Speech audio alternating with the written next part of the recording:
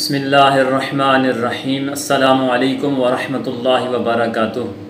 सामीन व नाज़रीन, कुर्बानी के मतलब जो तमाम सवालात वक्तन फ़वक्तन मेरी नज़र से गुज़रे या मुझ पर लोगों ने किए, वो तमाम सवालात और उनके जवाबात मैं इस तकरीबन एक ही वीडियो में सारे सवालात और जवाबात बयान करूँगा।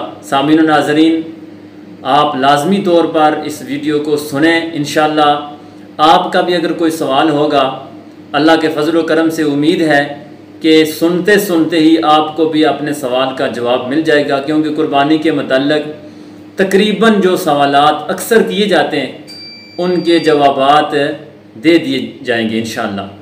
सबसे पहले कुर्बानी क्या है, तो याद रखिए कि मखसूस जानवर को अल्लाह की रज़ा के लिए मखसूस दिन में ज़िबा करना ये कुर्बानी कहलाता है।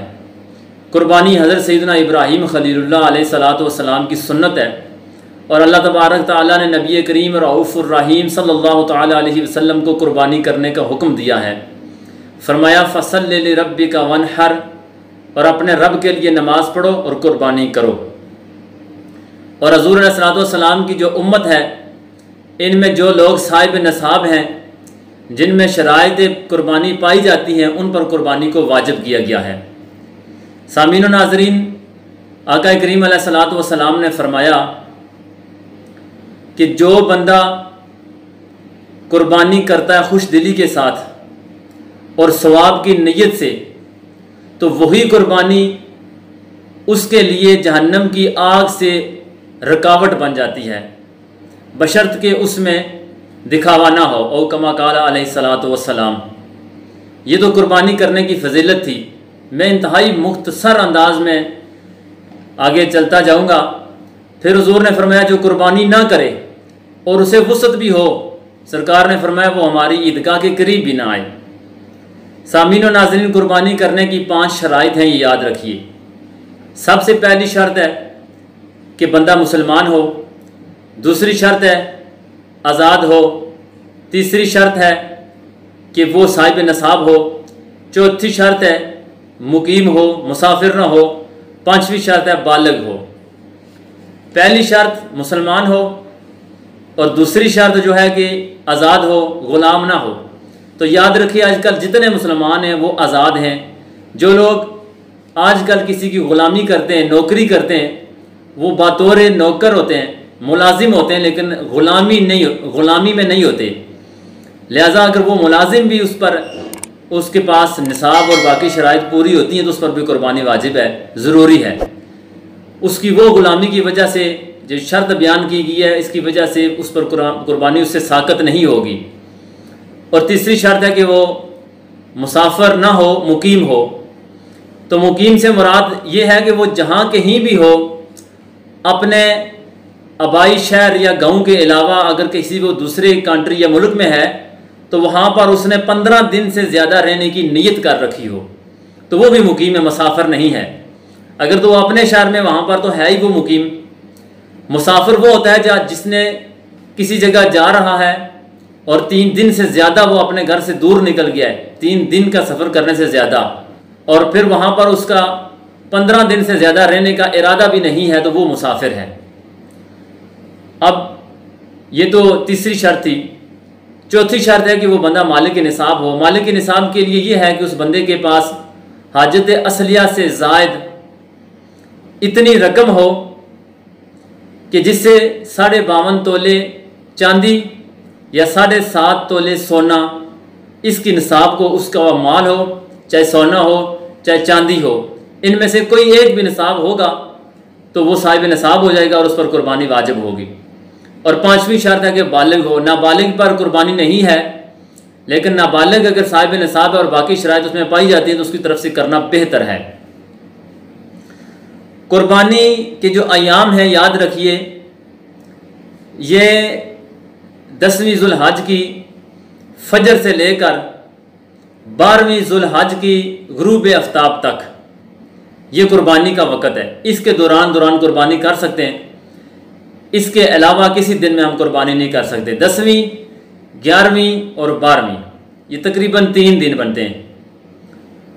पूरे 3 दिन और 2 रातें। अब रातों में भी कुर्बानी आप जानवर कुर्बान कर सकते हैं, लेकिन दिन में कुर्बान करना ज़्यादा बेहतर है बनिस्बत रात में, कि रात के वक्त कुर्बानी करना मकरूह है, क्योंकि गोश्त में उस तरह की सफाई नहीं रह सकती रोशनी सही ना होने की वजह से। और कुर्बानी का जो सबसे अफजल दिन है वो सबसे पहला दिन है 10वीं ज़ुल्हिज्जा, फिर 11वीं और फिर 12वीं। कुर्बानी के लिए जो बेहतर जानवर है वो है कि जो गोश्त के लिहाज से भी अच्छा हो, कीमत के लिहाज से भी अच्छा हो। और जानवर कुर्बानी का जो वो यानी कि आप ऊँट की कुर्बानी है, इसके 7 हिस्से होते हैं। बाज़ लोग ऊँट की कुर्बानी की, किसी ने मुझे बताया कि वो ज़्यादा हिस्से करते हैं। ऊँट की कुर्बानी के भी 7 हिस्से हैं, और गाय की कुर्बानी इसके भी 7 हिस्से हैं। गाय में भैंस वगैरह भी आ जाती है, नर और मादा का एक ही हुक्म है। और उसके बाद बकरी है, इसका एक ही हिस्सा है। बकरी में भी नर और मादा, भेड़ और दुम्बा वगैरह आ जाते हैं। इसके अलावा जो जानवर यानी कि वहशी जानवर हैं, जंगली जानवर हैं, जंगली बकरा हो गया, नील गाय वगैरह या हिरन को अगर शिकार करके ले आता है और उसे कुर्बानी करते तो वो कुर्बानी नहीं उसकी हो सकती। लेकिन बाज़ लोगों ने अपनी गाय और बकरियां वगैरह जंगल में छोड़ देते हैं, काफ़ी अर्सा के लिए वो चरती रहती हैं। अब उनके लिए ये हुक्म नहीं होगा कि वो जंगली हैं, बल्कि वो उनकी लोगों की अपनी ज़ाती है, उन्होंने वहाँ चरने के लिए छोड़ी है, उनकी कुर्बानी हो सकती है। अब उसके बाद अगला सवाल है, कुछ लोग ये कहते हैं कि क्या हम आका करीम अलैहिस्सलाम के नाम की कुर्बानी दे सकते हैं? तो बिल्कुल दे सकते हैं, बल्कि हज़ूर अलैहिस्सलाम के नाम की कुर्बानी करना ये अफजल है, क्योंकि आका करीम अलैहिस्सलाम ने अपनी पूरी उम्मत की तरफ से कुर्बानी की है। ये हदीस मुबारका से साबित है। तो हज़ूर के नाम की कुर्बानी देना अफजल है, बल्कि बहुत आला है। फिर बाज़ लोग सवाल करते हैं क्या हम सैयदा फातिमा ज़हरा रज़ी अल्लाह ताला अन्हा और हज़रत सैयदना अबू बकर सिद्दीक़ रज़ी अल्लाह ताला अन्हु के नाम की कुर्बानी कर सकते हैं? जी बिल्कुल कर सकते हैं। आप सारे सहाबा के नाम की कुर्बानी कर सकते हैं। अगर आपके पास वुसाअत है तो जितने मर्जी चाहें आप, चारों खुलफाए राशिदीन हैं, आइमा कराम हैं, जो चारों आइमा हैं, इमाम आज़म और इमाम मालिक, इमाम अहमद बिन हम्बल और इमाम शाफ़ी रहमतुल्लाह ताला अलैहिम, इन सब की तरफ से कोई कुर्बानी करना चाहे तो इनकी तरफ से भी कर सकता है। बहुत बड़ा सवाब है। इन लोगों की उम्मत पर बहुत बड़े एहसानात हैं। आप सहाबा के नाम की, सैयदना सिद्दीक़ अकबर के नाम की, सैयदना उमर फारूक के नाम की, सैयदना उस्मान गनी के नाम की, सैयदना अली मुर्तज़ा रज़ी अल्लाह ताला अन्हुम के नाम की, फातिमा ज़हरा, हज़ूर के अज़वाज मुतहरात के नाम की, और हसनैन करीमैन के नाम की, बाकी जो सहाबा हैं उनके नाम की, सैयदना अमीर मुआविया रज़ी अल्लाह ताला अन्हु के नाम की आप कुर्बानी कर सकते हैं। अब कुर्बानी के लिए जानवरों की उम्रें क्या होनी चाहिए? तो याद रखिए, ऊँट के लिए कुर्बानी के लिए ऊँट की उम्र ये 5 साल होनी चाहिए, और गाय बैल भैंस वगैरह ये 2 साल के होने चाहिए, और बकरी भेड़ और दुम्बा वगैरह ये 1 साल का जानवर होना चाहिए। लेकिन इसमें ये ख्याल रखिए कि अगर आप भेड़ या दुम्बे की कुर्बानी करना चाहें और वो 6 माह का हो, लेकिन इतना बड़ा हो कि वो 1 साल का लगता हो, तो आप उनकी कुर्बानी कर सकते हैं। वो अगर 1 साल का लगता हो, इतना बड़ा हो, इतना फरबा हो, इतना मोटा ताज़ा हो गोश्त के लिहाज से, तो आप उसकी कुर्बानी भी कर सकते हैं। अब इसके अलावा ये बकरी के लिए नहीं है कि अगर बकरी इतनी बड़ी हो, 6 मतलब महीने की और इतनी बड़ी हो कि साल की लगती हो, तो उसकी कुर्बानी नहीं है, बल्कि ये भेड़ और दुम्बे की बात हो रही है, सिर्फ उसमें ये छूट है। अब फौज शुदगान के नाम की कुर्बानी भी बाज़ बंदे पूछते हैं कि कर सकते हैं, तो बिल्कुल करनी भी चाहिए और कर भी सकते हैं। ये सवाब है, आप उनकी तरफ से करते हैं और बेशुमार लोग उनकी तरफ से करते हैं। लेकिन एक बात यहाँ पर ज़्यादा ज़रूरी है कि अगर फौत शुदा ने, जो फौत हो गए, उन्होंने आपको वसीयत करके गए थे कि हमारे नाम की कुर्बानी करनी है, तो फिर अगर आप उनके नाम की कुर्बानी करेंगे तो आपको कुर्बानी का सारा गोश्त सदका करना पड़ेगा। ना खुद उससे खाएंगे और ना उससे अगनिया खाएंगे, यानी कि अमीर भी उससे नहीं खा सकते, बल्कि वो सारा गोश्त गुरबा और फुकरा में तकसीम होगा, खुद नहीं खानी पड़ेगी। वो कुर्बानी जो कि मैयत ने अपने वर्सा को वसीयत के तौर पर कही थी, जो आप अपनी तरफ से कर रहे हैं मैयत की, तो उसमें आप जिस तरह चाहें गोश्त घर में भी रख सकते हैं, खुद भी खा सकते हैं, दोस्त अहबाब को भी खिला सकते हैं। अब कुर्बानी के जानवर में बाज़ लोग पूछते हैं कि क्या हम अकीके का हिस्सा शामिल कर सकते हैं? तो बिल्कुल, आप कुर्बानी के गोश्त में, कुर्बानी का जो जानवर है उसके 7 हिस्से हैं, तो उसमें आप किसी 2 हिस्सों से आप या 1 हिस्सा अकीके का भी कर सकते हैं, बल्कि उसके हिस्सों में से तकर्रब इल्लल्लाह के जितने भी तरीक़ेकार हैं आप उसके लिए कुर्बानी कर सकते हैं, उनमें हिस्सा शामिल कर सकते हैं। अब उसके बाद आ जाती है कि ज़बीहा के लिए जब जानवर ज़बह किया जाता है तो उस वक़्त जो दुआ पढ़ी जाती है वो क्या दुआ है और क्या पढ़नी चाहिए। अगर किसी को कुछ भी ना आता हो, कोई और दुआ ना आती हो, जो कसाई हज़रात हैं, तो वो सिर्फ इतना लाजमी पढ़ें बिस्मिल्लाह अल्लाहु अकबर, क्योंकि अगर वो जानबूझकर ये पढ़ना छोड़ देंगे बिस्मिल्लाह अल्लाहु अकबर तो वो जानवर हिलाल ही नहीं होगा।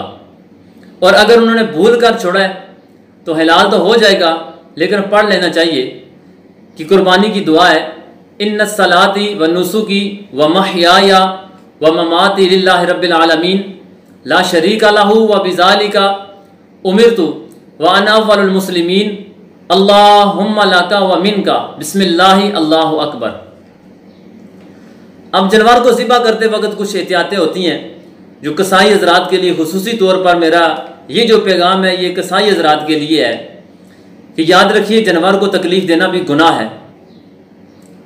और हज़ूर अलैहिस्सलातु वस्सलाम का फरमान है कि एक ज़िम्मी को तकलीफ़ देना मुसलमान को तकलीफ़ देने से ज़्यादा बुरा है, और जानवर को तकलीफ़ देना एक ज़िम्मी को तकलीफ़ देने से भी ज़्यादा बुरा है। इसके लिए ये एहतियातें मद्देनज़र रखें, जानवर पर जुल्म ना करें, एक जानवर को दूसरे जानवर के सामने ज़िबा ना करें। छुरी जो है वो जानवर को उसकी आँखों के पोशीदा तौर पर छुरी को तेज़ करें, और जब जानवर को ज़मीन पर लिटा दें, ज़मीन पर गिरा दें, छुरी पहले से तेज़ शुदा हो और तेज़ छुरी से जानवर को ज़िबा करें। जो कुंद छुरी है उससे ज़िबा ना करें कि इससे ज़्यादा तकलीफ़ होती है। और फिर ज़िबा करते वक्त सिर्फ 3 या 4 रगें जब कट जाए तो छोड़ दें, और फिर जब तक जानवर ठंडा ना हो जाए, उसका खून सारा निकल ना जाए गोश्त से, उस वक्त तक उसकी जो खाल है या चमड़ी वगैरह ये फौरी तौर पर उतारना शुरू ना करें, या उसे जिस्म के मुख्तलिफ हिस्से पर मार कर चेक ना करें कि ये इससे जान निकल गई या नहीं निकली, इससे भी उसे तकलीफ होती है। या बार बार जहाँ से आपने उसे काटा है गले से, तो उसके उस जख्म पर बार बार छुरी या हाथ ये ना फेरें, ना ही बार बार उसे धोएं।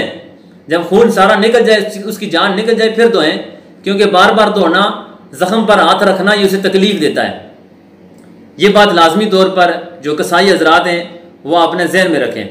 अब ज़िबा करने के बाद जब गोश्त की तकसीम का मरहला आता है तो याद रखिए कि जो लोग हिस्सेदार होते हैं, 7 हिस्से जब तकसीम करते हैं, एक बैल है या ऊँट है, तो उसमें से अंदाजे के साथ बिल्कुल आपने गोश्त तकसीम नहीं करना कि ये गलत है। अंदाजे के साथ अगर कोई एक कहता भी है, दूसरे कहता है कि हमने एक दूसरे को अपना हक माफ़ कर दिया है, आप अंदाजे के साथ तकसीम कर दें, तो ये कहें ये हुकूकुल इबाद वाली बात नहीं, ये हक के अल्लाह है, और इसमें बंदे एक दूसरे को माफ़ नहीं कर सकते। जो हुकूकुल्लाह है वो अल्लाह माफ़ करता है, हुकूकुल इबाद की बंदे माफ़ी देते हैं। तो यहाँ पर बराबर तो गोश्त तकसीम करना पड़ेगा। अब बहुत सी चीज़ें ऐसी हैं जो कसाई हज़रात हैं वो तो अच्छी तरह जानते हैं, लेकिन कुछ चीज़ें ऐसी हैं जो कसाई जानते भी हैं और कुछ कसाई नहीं जानते, और कुछ अवाम भी नहीं जानती और उसको दरल्ले के साथ खाए जा रहे हैं। याद रखिए ये चीज़ें खाना मकरूह, हराम और मकरूह तहरीमी है, नाजायज़ है, ये चीज़ें नहीं खानी चाहिए गोश्त से, ये तो लाजमी तौर पर इसका ख्याल रखिए। इसके अलावा भी जो बाकी चीज़ें हैं वो तो मशहूर ही हैं। खून ये बिल्कुल नहीं खाना चाहिए, जानवर का बहता हुआ खून या जो रगों में रह जाता है। पित्ता, ओजरी, बाज़ लोग ओजरी का आर्डर भी दे रखते हैं और बड़े शौक़ से वो ओजरी लेकर जाते हैं और खाते हैं मुख्तलिफ़ तरीक़ों से पका कर, ये भी गलत है। और कपूरे बाज़ लोगों को देखा भी गया खाते हुए, इंतहाई शर्म की बात, और बिल्कुल खाना हराम। इसके बाद गुर्दे, शर्मगाह, हराम मगज़, गुदूद, ये खाना ये मना है। कुर्बानी के गोश्त में से इन चीज़ों को निकाल देना चाहिए, और इसके अलावा जो बाकी चीज़ें हैं कुछ और भी हैं।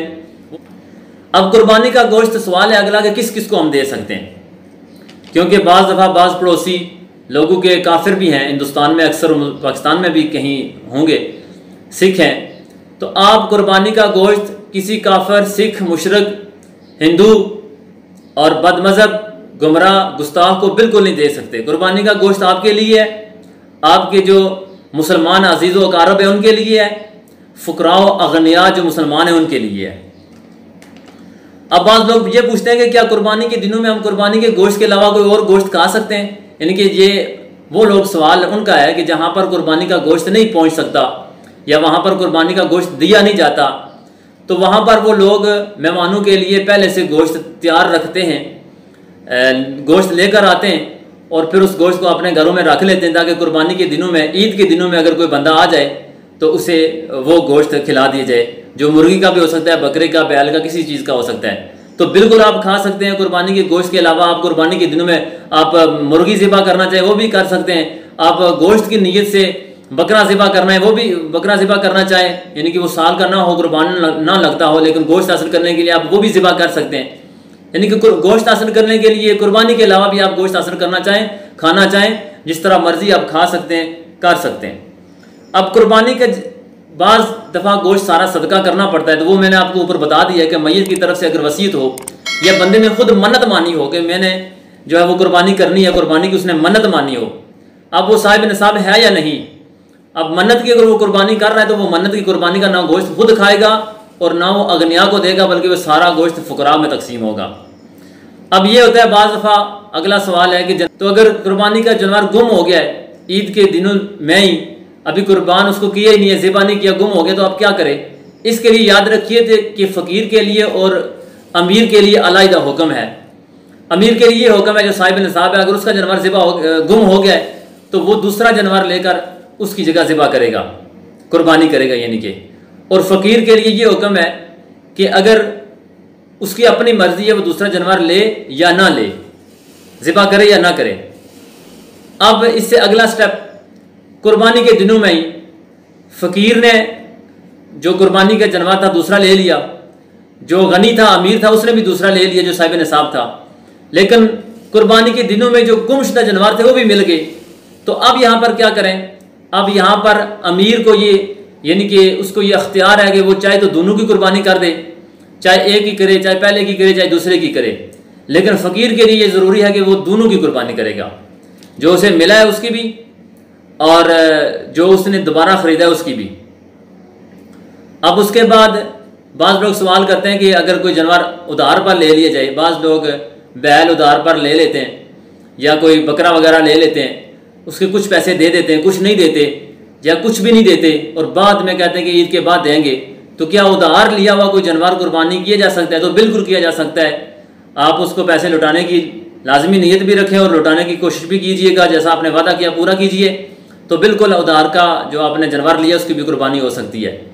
अब कुर्बानी का जो जानवर ज़िबा करते हैं जो कसाई, अब उसको उजरत में ये पूछा गया कि खाल या मतलब चमड़ा वगैरह या कि रस्सी दे सकते हैं जानवर की? बिल्कुल नहीं दे सकते, ना खाल दे सकते हैं। कसाई को उजरत आपने अपनी जेब से अपनी तरफ से देनी पड़ेगी, ना उसे उसकी कसाई की उजरत में ना उसे कुर्बानी का गोश्त दे सकते हैं। वैसे आप दें गोश्त, लेकिन उजरत के तौर पर नहीं दे सकते, उजरत आपको अपनी जेब से देनी पड़ेगी। तो अब कुर्बानी के चमड़े का जो यानी कि यहाँ कहाँ पर खर्च किया जाए, किसको दिया जाए? कुर्बानी का चमड़ा देखें आप मस्जिद में दे सकते हैं, इमाम मस्जिद को दे सकते हैं, गरीबों को दे सकते हैं, आप किसी को भी दे सकते हैं और ख़ुद अपने घर में भी रख सकते हैं, उसका इस्तेमाल कर सकते हैं।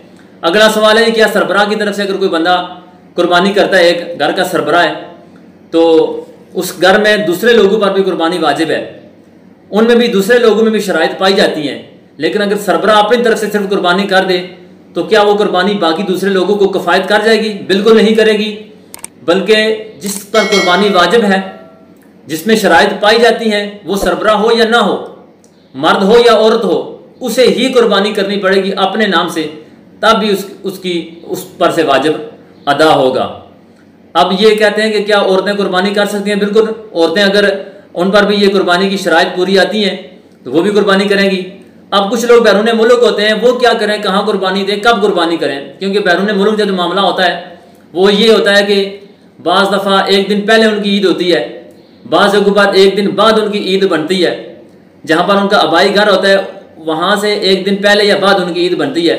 अब अगर वो कुर्बानी करना चाहें अपने मुल्क में जो उनका आबाई घर है, तो वो किस दिन कुर्बानी करें अपने नाम की?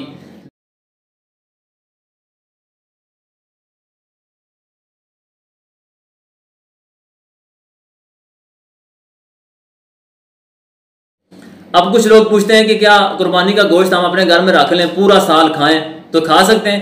कहते हैं जी 3 दिन तक नहीं रखना चाहिए और इससे ज़्यादा नहीं रहना चाहिए कुर्बानी का गोश्त। बिल्कुल आप सारा साल खा सकते हैं, एक ईद से लेकर दूसरी ईद तक आप कुर्बानी का गोश्त रख सकते हैं, खा सकते हैं। लेकिन याद रखिए, कुर्बानी का मतलब है कुर्बान करना किसी चीज़ को, अल्लाह की राह में देना, अल्लाह के लिए, अल्लाह की रज़ा हासिल करने के लिए, अल्लाह का कुर्ब हासिल करना।